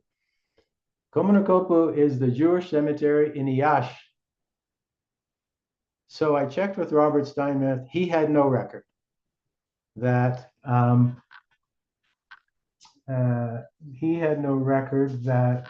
he was buried in Faltacen. So I wanted to check in Iași. I'll tell you that story in a minute. Look at the bottom photo, and it's just a photo out of a car window, okay? So Mel tells me he has a quote from Bino Selmanovich, a cousin from Jackson Heights, New York, and he died around 2015. He was 96, and he was from Faltacen. And here's what he said, quote unquote, Wolf Selmanovich, Chaim Yul's daughter Sally married Wolf's son Abraham, owned a krechma. A krechma is a tavern on Suchava Street in a big house, not in the middle of town. I think that the city hall didn't demolish the house. I remember very well where Wolf's house was located. So Robert drove me to Suchava Street, and we drove all the way down this bloody street. And what's cool about it is it's on the outskirts of town. All roads have to lead out of that town to the city of Suchava and the province of Suchava, or county. And it's a perfect spot for a tavern. It makes perfect sense that the tavern was there because they were usually based on the outskirts. So guys, that's as good as it got. I drove down that street. I took this picture. I looked at the houses and imagined that maybe one of them was the tavern. And maybe somebody else could go and do some research. And if they had Romanian and they could go for a month, I mean, it's going back there and sitting there for a month and trying to go through records. Anyway, again, that's as good as it got. Next slide. So I mentioned Chaim Yol, okay? Our great-great-grandfather. Next slide, please. Josh? Oh, yeah. Okay. Yeah, next slide. So I went to Yash and I met with Ina, the lady in the middle on the right. She's the president of the Jewish community of Yash. She was very kind. She agreed to meet with me, gave me a private tour of the synagogue. There was nobody there. I won't repeat what you see about the Jewish community there, but look at 1900. Jewish community, 39,000 Jews, 58% of the population, 127 synagogues. Today, 300 Jewish families. And she was very proud to talk about the Hebrew school and the kids choir. And they have a Holocaust remembrance contest, and students write in and send artwork from all over Romania. It's the coolest thing. Students from all over Romania, not just Jewish students. Very cool thing. And look at how beautiful the synagogue is. And there's the monument to the 1941 pogrom in Yash. Okay, next slide. We're almost there. This is Paul, Artur Helik, who became Artur. And he remained in Romania. And this is, if you look at Helik's line, look down the right-hand side and you will see Ioana and Christine. And they are both on the call today. I am just thrilled that you guys are with us today. Thanks so much for doing this. And Mel told me, he says, when I was going to Romania, he says, hey, do you want to meet some relatives? And I should say just first, before, if you go to the left-hand side, the orange, you see Mihaela. And that's their cousin, who wasn't able to be on the call today. And Mel says to me, hey, do you want to visit some relatives in Bucharest? I said, what? He says, yeah, do you want to visit? I said, well, give me their numbers and we'll connect and see what happens.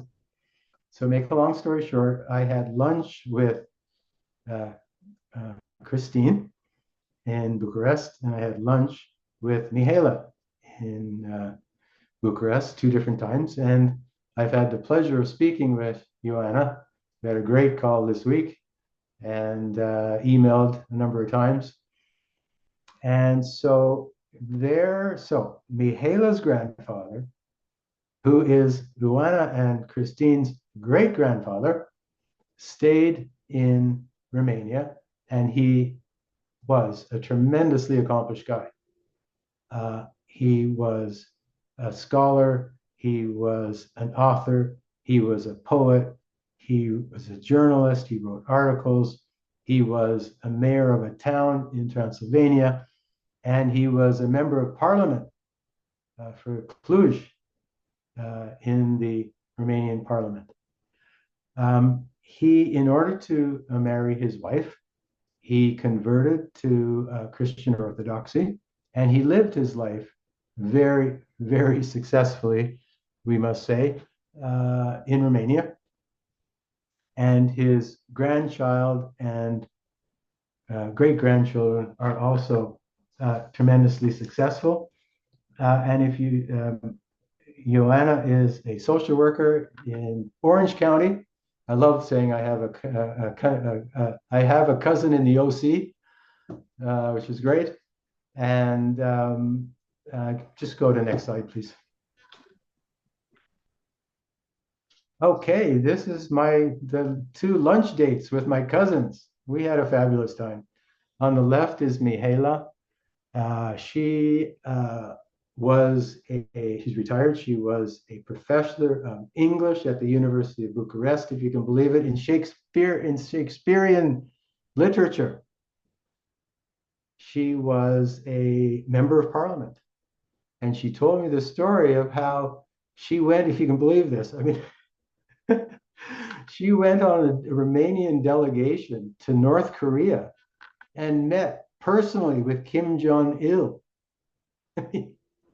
Incredible. And her, oh, so anyway, a very accomplished family. Lovely to meet her. We spent a good amount of time together. And as I showed you, she showed me where she lived, and she showed me where her grandfather and Juana's great grandfather died. And we walked right up to the house and walked down the alley, and we're looking through the window. It was just kind of neat to be there and share it with her, and she really enjoyed it. I think as much or more than as I did, you know. And we had papanache to top it off, which was great. And Christine and I had lunch in this just incredible, oh my God, beautiful, beautiful building. Had a great lunch. We also had papanache for dessert. And Christine lived in Bucharest until age 31, and her family moved to California. And she worked in high tech in California for 25 years. Very accomplished. Before deciding to move back to Bucharest, and the way she characterized it to me was, you know, I like California, but when I'm in Bucharest, I'm just a hop skip from Paris and London and all the other European cities. And I just enjoy myself so much traveling in Europe. And I go back to California once a year anyway. So it was a real pleasure to meet both of them, and great to, you know, start this friendship. And yeah, I really enjoyed it. And I think they did too. Okay, next slide. All right, we're almost there. I went to Chisinau. Why did I go to Chisinau? Saying Chisinau, because the pogrom there was very significant in terms of Zionism, the Zionist movement. It was one of those moments where people said, enough. We've got to accelerate the Zionist movement. We've got to get the hell out of here.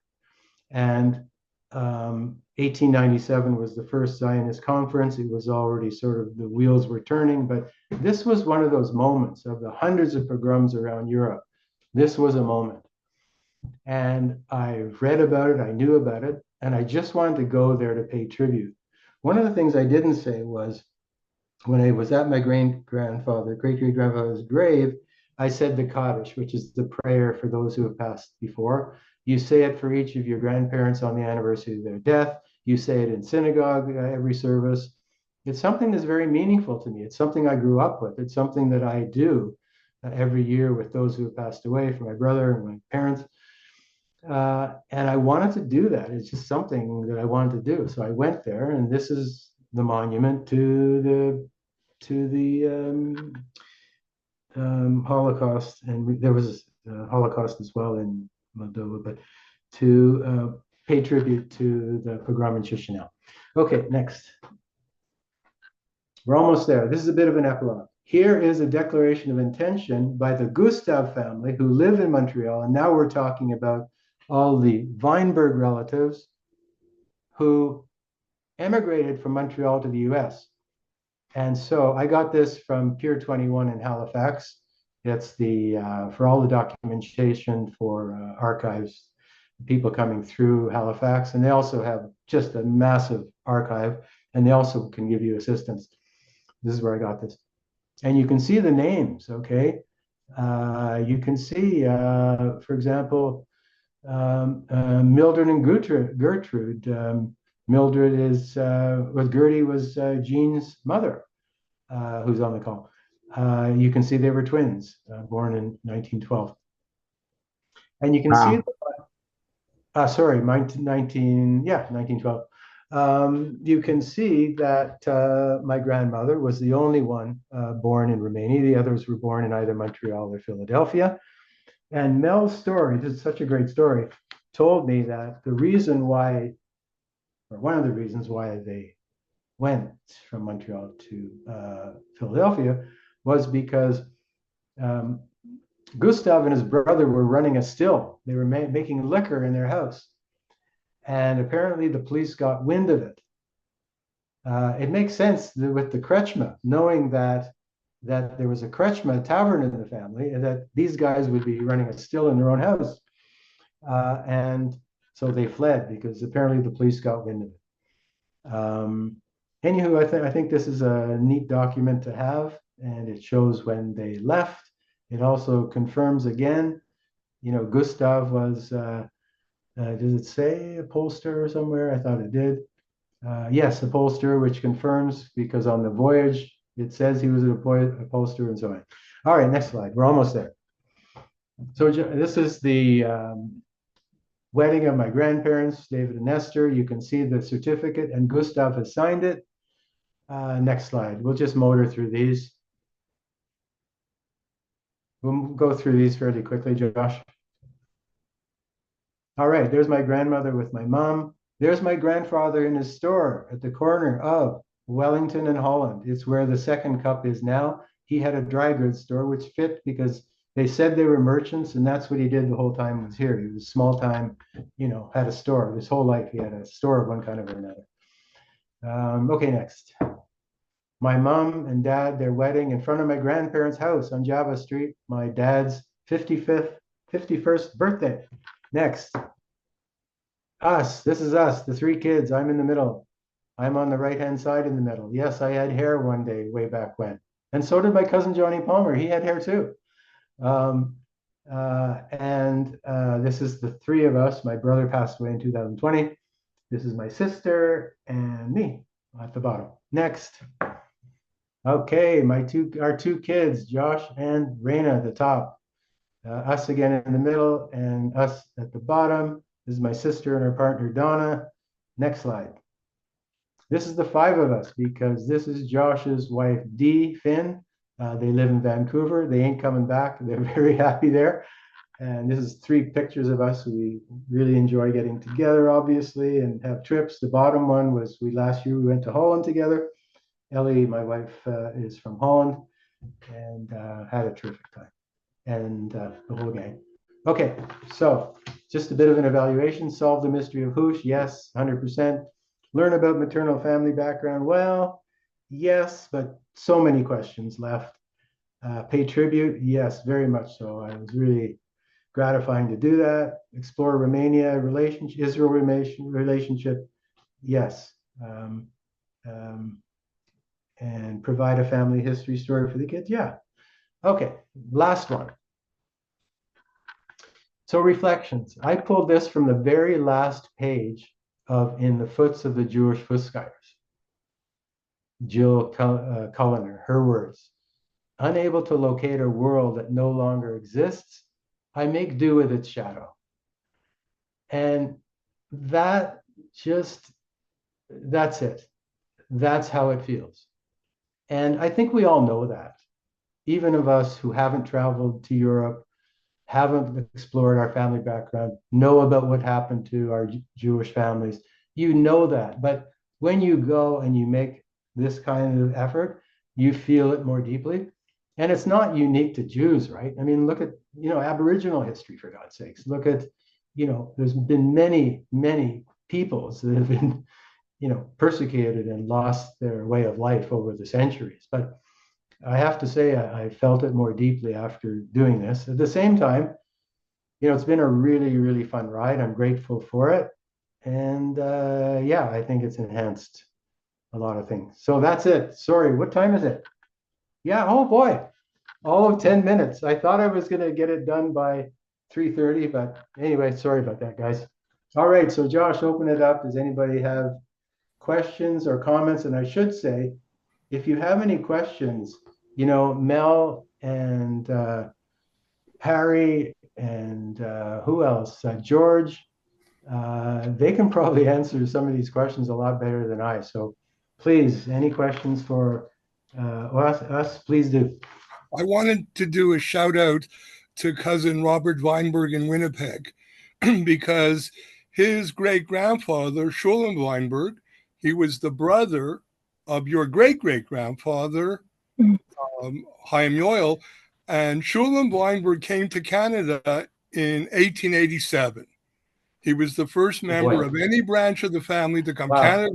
Canada was 20 years old when he came. So thanks to him basically laying the groundwork and sending the letters back and saying, hey, Canada's a good place, people followed him.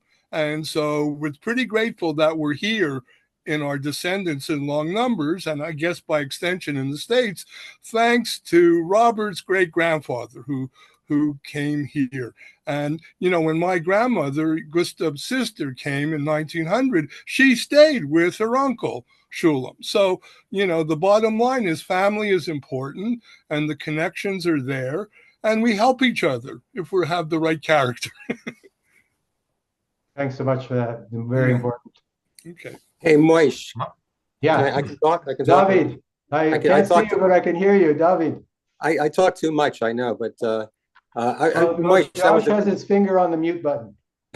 oh, good thing. So Okay, you- because you I could have- have your time embarrassed. is limited. I could have embarrassed myself. Okay, so anyway, Moish, that was a great piece of history that you gave out there. I just compliment you on that, and you know, I found it fascinating, and you have people here who are you know by your side, and they want to hear this story too. So that was just great. But I was thinking about some of the things you were pointing out. One was there's the 1903 Kishinev pogrom, and then I realized there was one in this Bialystok pogrom in 1906. There's another one again in Romania. So something is going on at that time. Not just the fact that there's also this Zionist movement, but something's going on. We know this is just before. This is within 15-20 year period before the Soviet Union comes into existence. So there must be a lot of tension that's going on at that time. And then I was thinking how the Jewish community, when I was a kid, I used to see, I didn't see Yiddish theater, but there was Yiddish theater throughout New York City, even though the population was dying out. And then you show this, and today I don't see any Yiddish theater. There's not the Dybbuk. I saw you had a photo of the Dybbuk. Yeah. And I was thinking to myself, oh, Ansky, wow, that's right. What a great play that was by Ansky.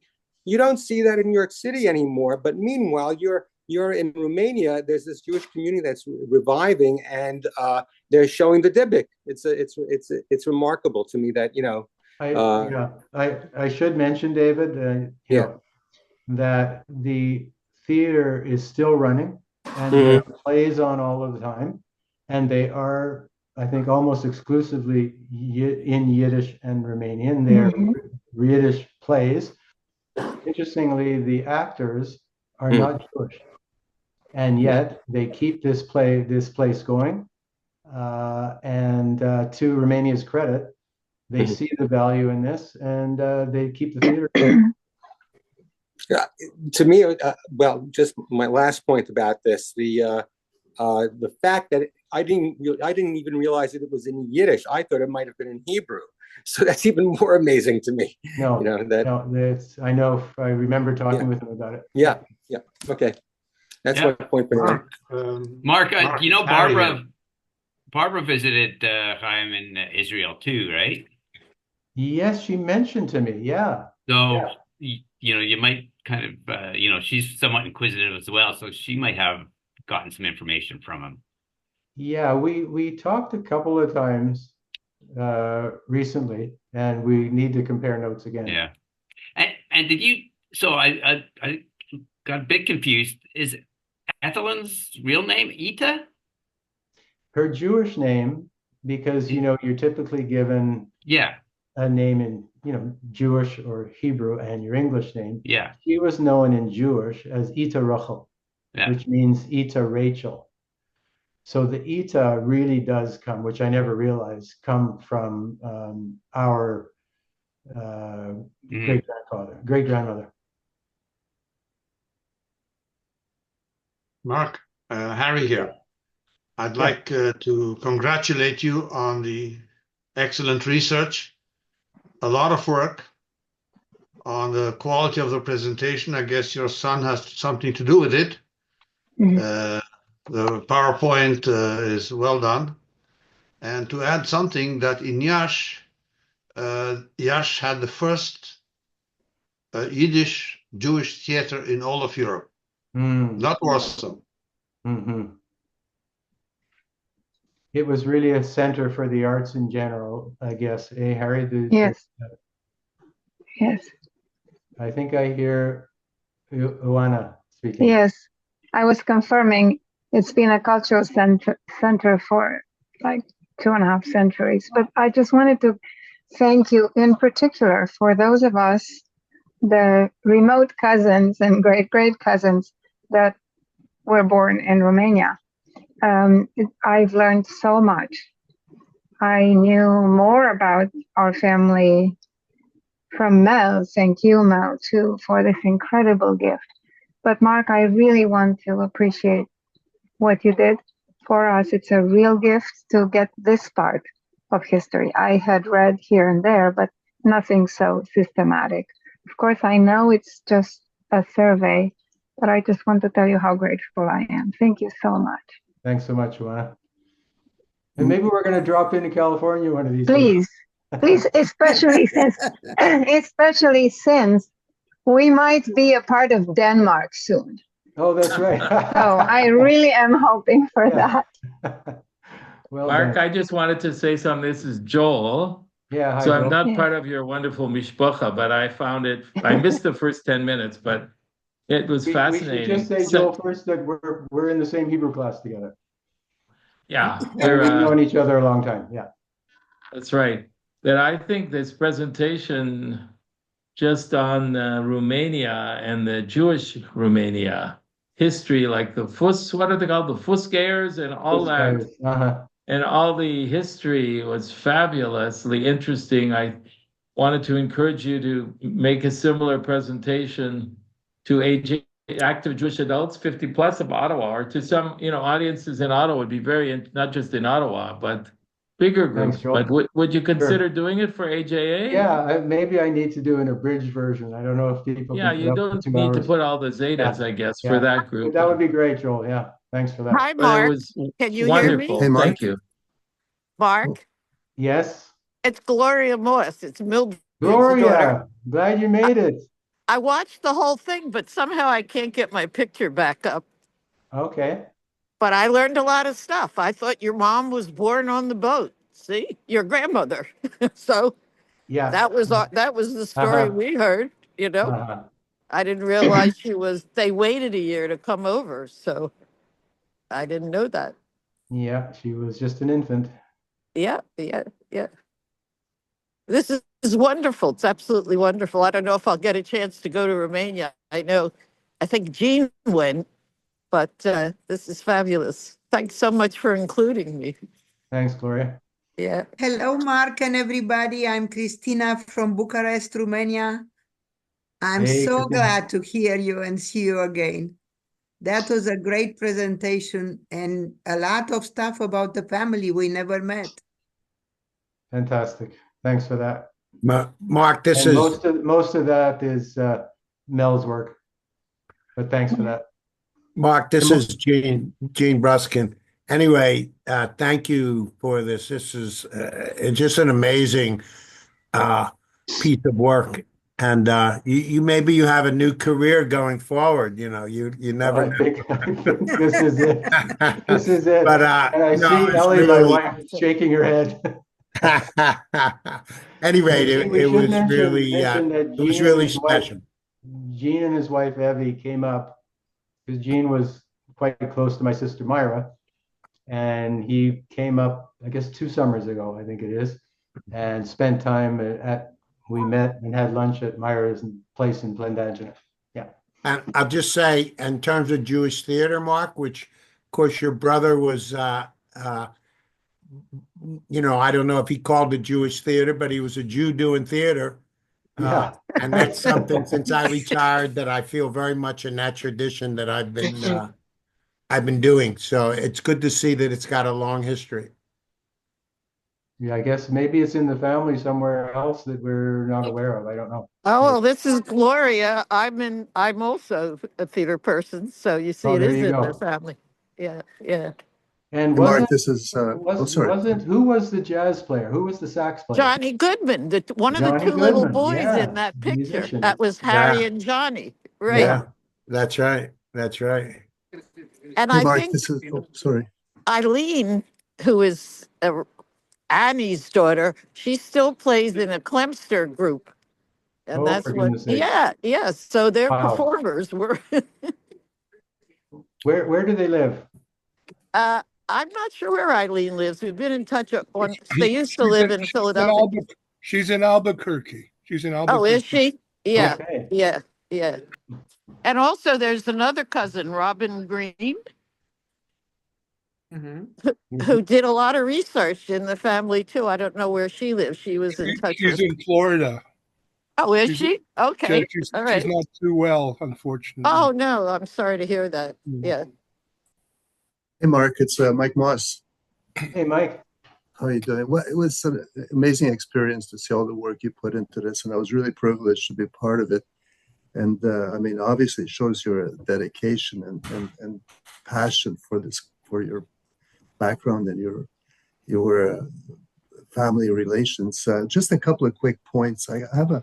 You mentioned You mentioned about forced labor. So I have a photo here of my dad. Try and get rid of the glare. Doing forced labor in the Second World War. That's him on the right. And also, this is a quick photo of my grandfather. Oh my goodness. First World War. Wow. And this picture, as you mentioned in your note earlier, on the back it says who the photographer is. It was taken in Budapest, and that's because he was working as first of all, at the beginning of the war, he was in the army, and his father bought him a horse so he could somehow have a greater chance of survival.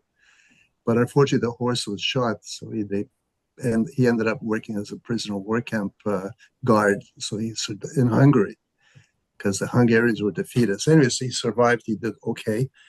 And the other thing I want to mention is, when it comes to Romania, everybody tends to pronounce it Romania. That's because of the French influence, because in Romania, ROU is actually the French version of Romania. And that's why people tend to call it Romania. It's actually Romania. And the last thing is, thanks very much for visiting the house that I was born in, Bucharest. Yeah. That was an amazing experience. That was the coolest thing. Yeah. And, I walked to, I should mention, Mike, that Mike was born in Romania. And how old were you, Mike, when you 10. You were 11, 10, yeah. When we came to Canada. Yeah, and Mike's through our mutual friend Ron Stein said, well, we had a chat together, and he says, yeah, maybe you want to go and find my house. So he gave me the address, and it was the easiest thing. I walked to your house, beautiful place in a fantastic neighborhood. I sent you the pictures, but that was a cool thing to do. It wasn't like that when we were there, but that's another story. But in the meantime, thanks again, and I really enjoyed the trip through your past. It was great to see you. We got to get together for coffee, Ron. You bet. You bet. Take care. Okay, gang. Mark, can I just ask you a quick question? Yeah. First, I really echo that comment your friend made about, I think your presentation has wider application to another presentation of the Jewish community here in Ottawa. I think it's fascinating. Just come up with a bridge, but I think it's a great idea. But the other thing, I was curious, the lady Beatrice, the Taylor Synagogue, and showed you around, I was a bit confused. Or did she emigrate to North America and then go back to Romania? Or did she stay sorry, maybe I forgot to mention. She is from Hush. That's where she lives. She was born there. Her father was from Bukovina, and I'm not sure when he came. I mean, a number of his family members perished in the Holocaust, were sent to death camps. But she grew up in Hush. She's still there. She's born and raised there. And the way I found her was I got hold of because I didn't know who am I going to contact in Romania. I want to go to Hush. I want to go to Faltacen. And through the Jewish community of Bucharest, they have a listing of all of the leaders of all of the Jewish communities in Romania. And so I looked up Hush, and I found her father's name. And there was an email address. Make a long story short, she'd taken it over, and I got her email address, and I was in touch with her. And so we corresponded beforehand, so I could be as prepared as possible, and she would be ready. when I got there. And the same thing with Robert Steinmetz. He was born in Faltachen. That's where he lives. He's the head of the community there. His children live there, his grandchildren, her grandchildren. Yeah, so they never lived in Canada or the US. They've always lived in Romania. Yeah. Sorry, I should have clarified that. Mark, I just wanted to say one more fast thing. This has been thrilling because I've been communicating with Joanna for so long, and this is the first time I've ever seen her. So this is great, and also Jean.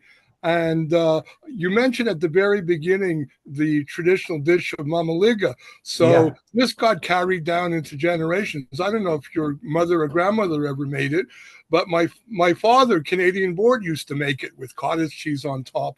And we had a standing joke with his first cousins that we're going to collaborate on an Agatha Christie Faltachen novel called Murder on the Mamaliga Express. That is great.